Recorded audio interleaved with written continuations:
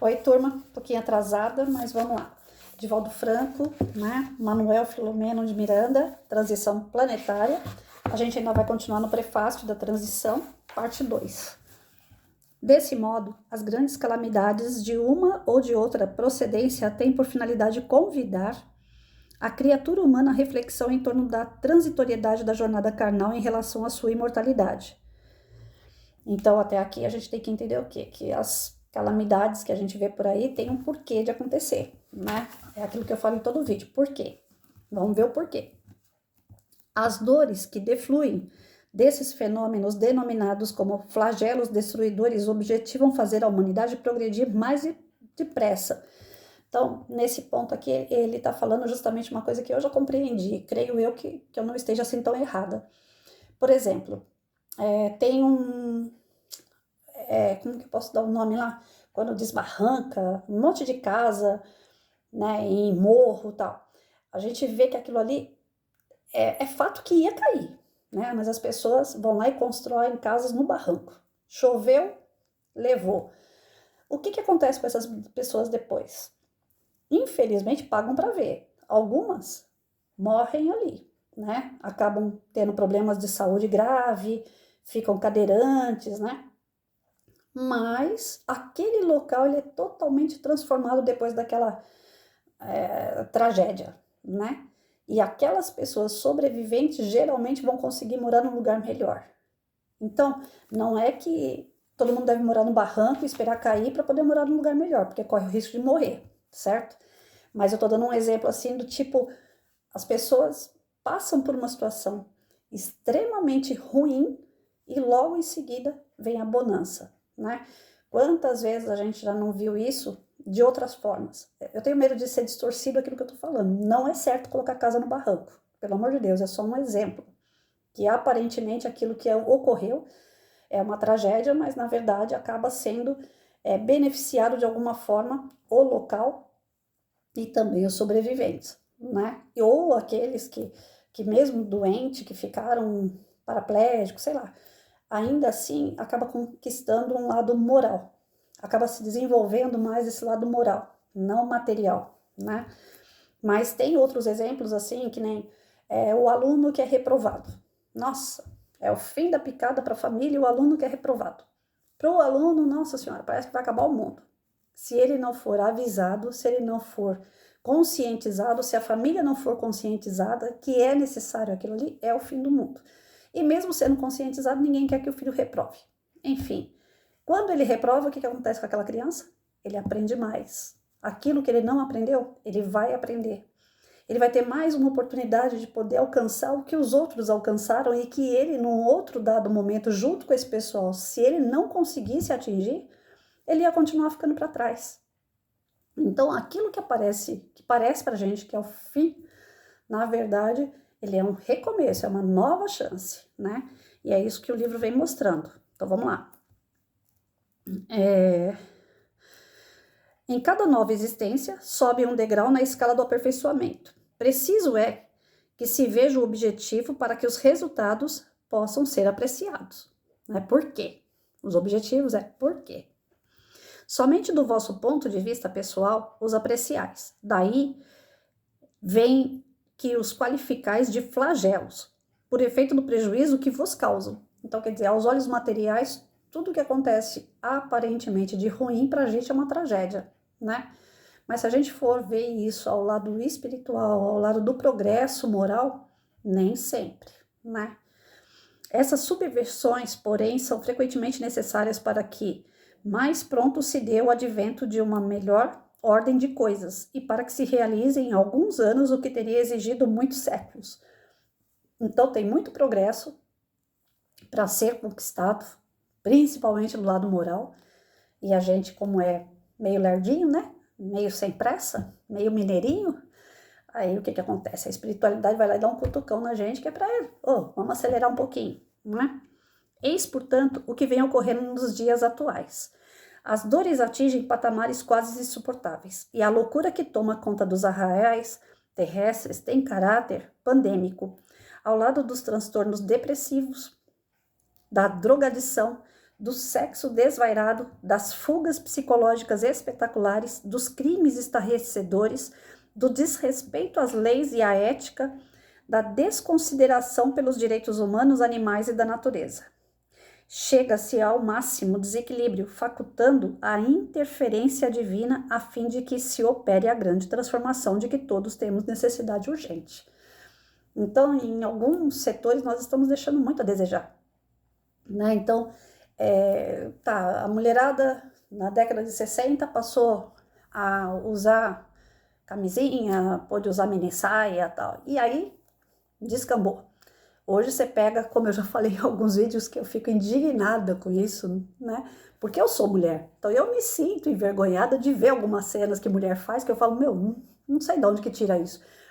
Mulher que usa tanga de jeans e fala que aquilo é um short, e vai pro mercado, né? Não vai para uma praia, não vai para um clube, ela tá ali com uma tanga, né? Outro dia eu peguei uma menina de 14, deve ter 13, 14 anos, mas já tá com o corpinho feito, né? Já tem bunda e tal. Pô, a menina tá indo pra escola buscar um irmão, eu acho, ou um sobrinho, não sei, né? E com esses shorts jeans agora que fica um V atrás, que levanta o jeans atrás, ou seja, dá pra ver a polpa da bunda.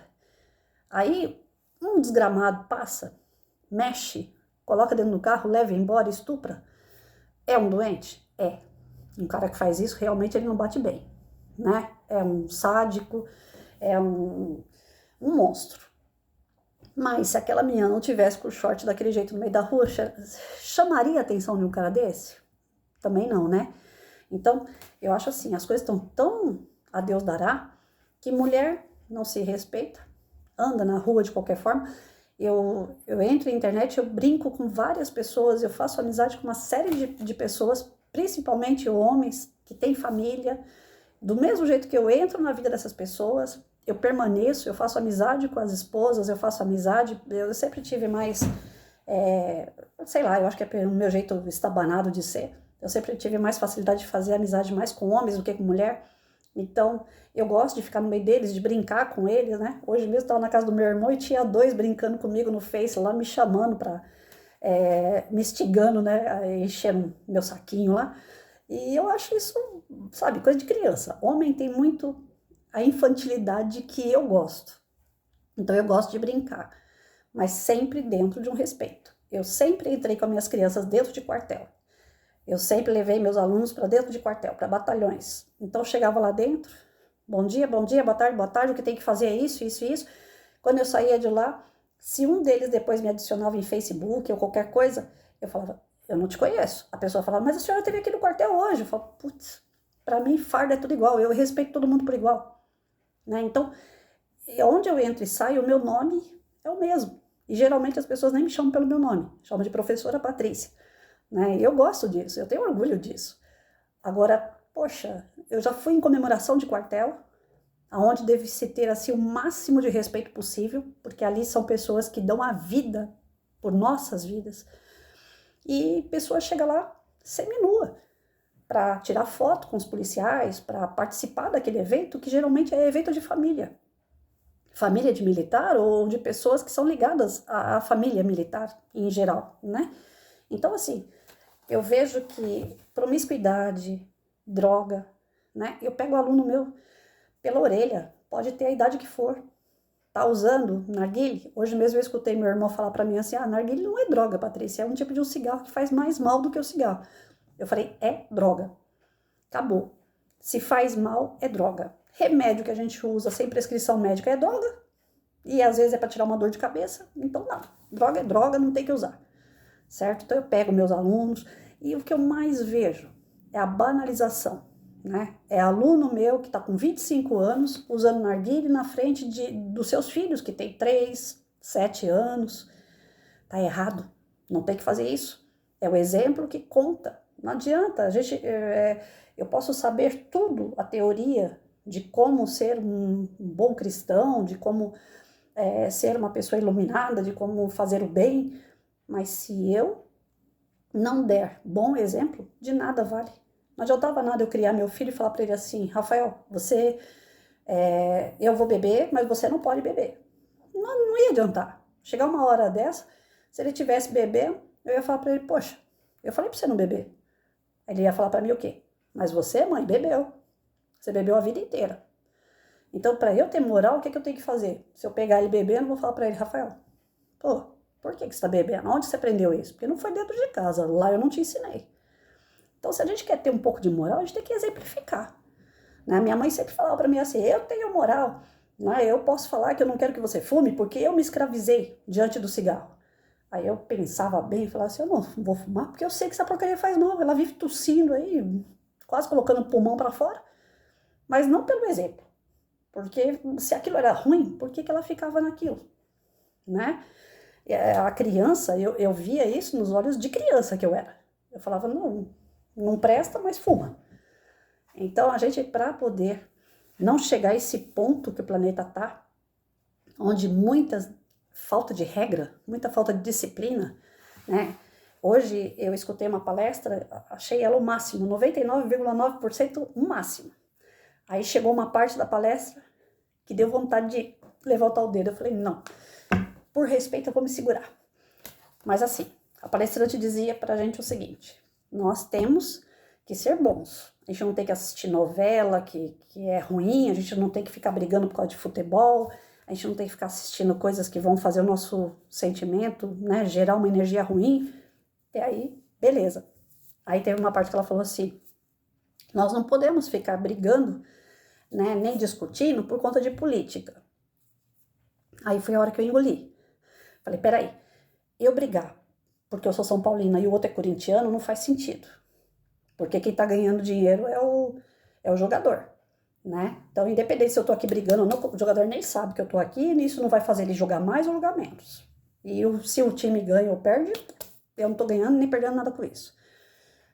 Agora, política, dentro dela existem caras que vão fazer leis, que vão fazer planejamento da vida social. E aí é que tá o pé. Se aquele cara que tá lá, ele fala que uma criança pode nascer com um RG, como é que eu posso usar a palavra, gente? Provisório, ou seja, o Joãozinho nasceu, mas ele pode escrever lá Joãozinho provisório. Porque se ele quiser ser Maria, daqui a 10 anos ele vai lá e muda o RG dele para Maria.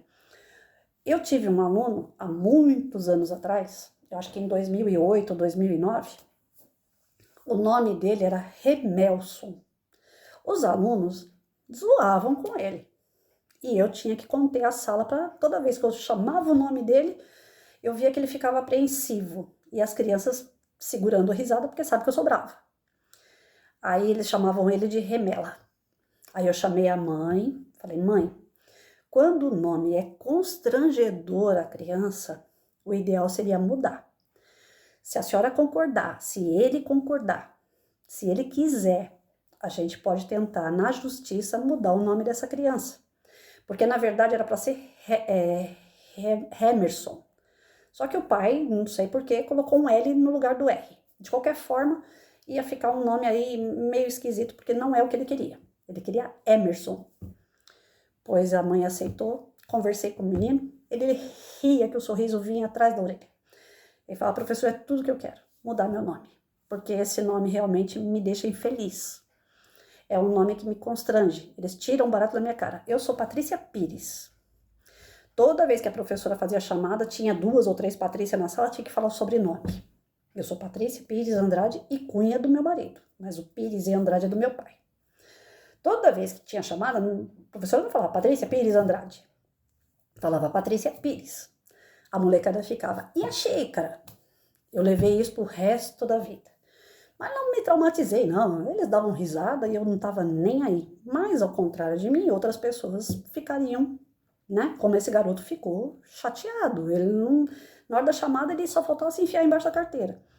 Nós fizemos o processo, levou anos para chegar lá na conclusão e mudar para Emerson. Esse menino, até hoje, onde ele me encontra, ele fala, professora, graças à senhora eu consegui meu nome. É diferente. Aí, nós vamos cair num debate que talvez eu vou ser metralhada. Mas, para quem dá a cara a tapa, né, para isso mesmo. Eu não concordo espiritualmente falando, porque nós estamos lendo o livro espírita, então vamos lá. Eu não concordo, né? Espiritualmente falando, não é o espiritismo, mas a Patrícia não concorda o seguinte: quando a gente vai reencarnar, a gente tem que passar por missões, a gente tem que passar por situações para o nosso aprendizado. Então vamos supor que numa outra encarnação, a Patrícia foi o bicho enquanto homem, né? Galinhei, usei tudo que é mulher, feri um monte de mulher. Nessa outra encarnação, eu venho como uma mulher. Eu venho do corpo de uma mulher. E homens vão querer bagunçar minha vida, como essa criatura no passado bagunçou a vida de um monte de gente. E eu vou ter que me segurar, porque é uma necessidade do meu espírito passar por aquilo. Eu vou ter que passar por tudo aquilo que eu causei aos outros na outra vida. Aí não, eu resolvo trocar meu nome. Vou deixar de ser Patrícia para ser João. Eu não estou assumindo a missão. Ah, mas ela está se ferindo se ela continuar sendo mulher, porque ela se sente homem. Porque na outra encarnação era tão forte aquela coisa do machismo, né? Eu posso pegar tudo, que aí nessa vida eu também quero ser. Só que eu vim no corpo de mulher. Se eu não passar por essa prova, de nada valeu a minha encarnação. Aí tem pessoas que não, que vão... Cada caso é um caso, né? É difícil julgar, e eu não sou de julgar também, mas a minha opinião, você veio como homem, aguenta. É só até passar essa fase. A gente faz papéis. Se nesse papel você veio como homem, segura a onda. O que você faz em quatro paredes é problema teu lá na quatro paredes. Lá não interfere na vida de ninguém. Veio como homem, fica como homem. Veio como mulher, fica como mulher.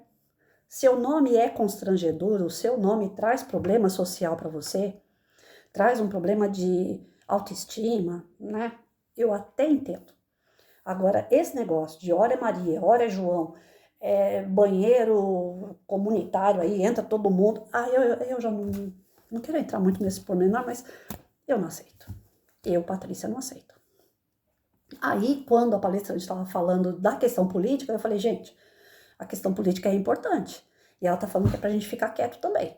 Ficar quieto a gente não pode. Até porque lá no Evangelho está escrito, o mal em si não existe. O que existe é a omissão do bem. Então, se a gente ficar quietinho, diante daquilo que a gente não concorda, vai acontecer isso aqui. Vai continuar acontecendo tudo isso aqui. Hoje é comum, menina, aluna minha, quantas alunas minhas eu tô vendo fazer isso? Se retrai ou acaba sofrendo aí, como é normal, todo adolescente termina um namoro, tal, se frustra, a menina fala, não quero mais saber de menino, agora eu sou bi, agora eu vou ser homem, sabe? Meninas, crianças, pré-adolescente, 12, 13, 14 anos, não sabe ainda diferenciar uma coisa da outra. Então, se a gente não tomar cuidado, esses transtornos psicológicos, esse sexo desvairado, essa questão das drogas, não, só narguilha, eu prefiro... Eu falei isso no outro vídeo aí. O pai fala assim, eu sou amigo do meu filho. Ele compra narguilha e toma na garagem de casa lá, fuma um negócio lá junto com os colegas dele dentro de casa. Eu prefiro que seja assim do que ele tá aí por aí, sem eu saber onde ele tá, o que ele tá fazendo. Mas ele tá embaixo do teu nariz e tá fazendo coisa errada e tá tudo certo. Porque ele tá embaixo do teu nariz e você é o melhor amigo dele por conta disso, né? Eu, Patrícia, eu acho que eu sou a pior inimiga do meu filho, porque eu não pode. Meu filho veio fazer a primeira tatuagem dele na barriga com 25 anos de idade. Aí não deu mais pra segurar. É isso mesmo que você quer? Vai lá e faz. Mas, por mim, não teria feito. Porque o pai dele, para entrar na polícia militar, só eu e Deus que sabe como foi difícil. Hoje o cara entra na militar até com tatuagem na testa. Porque hoje a gente não tem mais os militares de raiz, a gente tem os Nutella, né? Então os caras fazem um monte de pintura, mas a gente vê. Eu, né, Patrícia, eu tô falando isso. Não tô falando pelo comando, não tô falando pela polícia, pelo amor de Deus, eu respondo por isso. Hoje a gente vê molecada entrando na polícia de qualquer jeito. Meu marido não, ele tinha um rabinho de dragão chinês aqui pra fora da manga, e aquilo deu pano pra manga. Quase que ele fica desempregado por causa de um rabinho de dragão chinês que saía para fora da camisa. Então, assim, eu segurei meu filho mais que eu pude. Sou bruxa? Eu sou o terror do meu filho? Pode ser. Mas eu segurei. Se depois fez mais tatuagens, se quer fazer mais, aí ema. Aí já são escolhas dele e ele que arque com as escolhas, assim como qualquer outra pessoa. Tô citando ele porque eu sou a mãe, né? Então eu, como mãe, eu segurei meu filho. Aí eu vejo criança de 5 anos, a mãe chega na porta da escola e fala, eu já não sei mais o que fazer com essa criança. Pô, tá aqui, ó. É o fim da picada. E os evangélicos falam, isso aqui é o fim do mundo. Os evangélicos falam, o fim do mundo tá próximo. Né? Jesus vai voltar. Jesus não vai voltar, ele tá aí. Né? Eu respeito a religião, o que cada um acredita, mas Jesus tá aí. E ele tá vendo tudo isso. E eu tenho certeza que feliz ele não tá. No mínimo ele falou assim, me estrepei, né? Subi lá naquela cruz, arregacei minha mão, morri, voltei, mostrei que a vida continua. E o povo não aprende a ser bom, a ter limite, a ter respeito. E se eu, desculpa gente, se eu, em algum momento, na minha fala, eu faltei com respeito aqui, eu peço desculpas, porque é minha opinião. Assim como o outro tem o direito à opinião dele, da forma que ele acha que é certo, eu tenho o direito da minha, né? Eu não quero ofender ninguém, eu não sou daqui ou dali, eu não tô aqui para fazer propaganda de ninguém, eu só acho o seguinte, que nós temos que ter opinião. Tem coisas que eu escrevo em Facebook e logo em seguida apagam. Cadê o respeito? Respeito é só de um lado, não é do outro? Você só tem direito a ouvir, absorver, aceitar. Você não pode reclamar e falar, não, peraí, não concordo. Então, uma pessoa que é branca. Uma pessoa que é negra. Não tem pra onde correr. Eu vou chamar um negro de branco, porque senão é discriminação. Então, assim, a gente tem que ter a consciência de que tem palavras que realmente ferem. Tem palavras que são ditas para ferir. E tem palavras que é o sentido daquilo ali. Como eu falei no outro vídeo, eu falei, gente, eu não suporto que me chame de pissora, fessora, prof, pro. Eu não sou nada disso. Isso eu acho que é falta de respeito. Se eu sou branca e alguém me chama de neguinha, se não for num tom carinhoso de alguém muito íntimo e conhecido meu, eu vou falar, mas de onde que ele achou que eu sou negra? Porque eu sou branca. Branca que nem vela, inclusive. E se eu fosse negra, me chamar de branca por quê? Então, eu acho assim, cada coisa no seu devido lugar. E a gente tá trocando tudo do lugar. Tudo.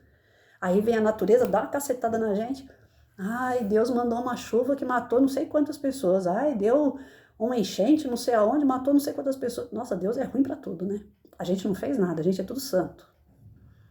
Então, assim, eu acho que esse livro, ele, assim como uma outra pessoa comentou, que ele pode ter contradições e tudo mais, pode até ter. Não li ele todo, estou iniciando a leitura com vocês, mas até aqui eu acho que o Divaldo foi super feliz nas palavras dele com esse Manuel Filomeno de Miranda, né? Que é o espírito que deu a comunicação para ele para que se fosse feita essa obra. Então, até aqui ele foi feliz.